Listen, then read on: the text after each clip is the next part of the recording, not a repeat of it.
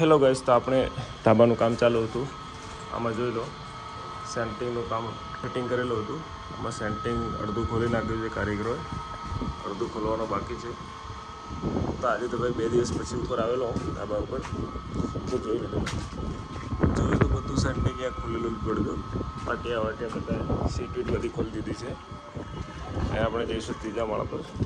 આ જો 2જા માળ પર બધું ક્લિયર કરી દીધું, એકદમ ખુલ્લું કરી દીધું. હવે પ્લાસ્ટર કરવાનું ચાલુ કરવાનું છે. ફાઇનલી આપણે હવે આવી ગયા છીએ 3રા માળા ઉપર. તો અહીંયા જુઓ, બધી પ્લેટો ખોલેલી પડી છે,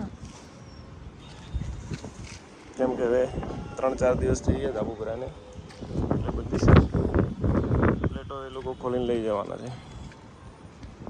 આ જો હવે 3જો માળ, અહીંયા બધો પેલો સ્વિમિંગ પુલ જે બનાવેલો હતો એ બધો ફેરી નાખ્યો છે, કેમ કે ઓલરેડી 7-8 દિવસ પાણી આપી દીધું છે આપણે. સમજાને? એ જો અહીંયાથી નજારો તમને બતાવું.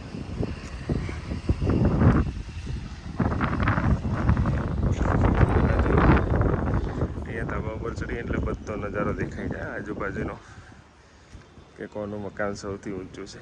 આ એક ખાલી સામેવાળું જ મકાન જ થોડું ઊંચું લાગે છે આપણને, પણ એ બી આપણો 4થો માળ બનશે એટલે એ બી લેવલમાં આવી જશે ભાઈ.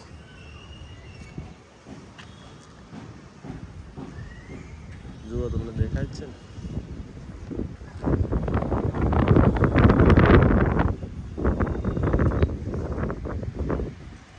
આ જો ચારે બાજુનો નજારો તમને બતાવી દીધો છે. તો ગાઈસ, ફાઇનલી આપણે મળીએ ચલો બીજા નવા બ્લોગમાં, કારણ કે અત્યારે દુકાન બી જવાનું મોડું થાય છે, કેમ કે ભાઈ હાજર નથી, દુકાને જવું પડશે આપણે. અને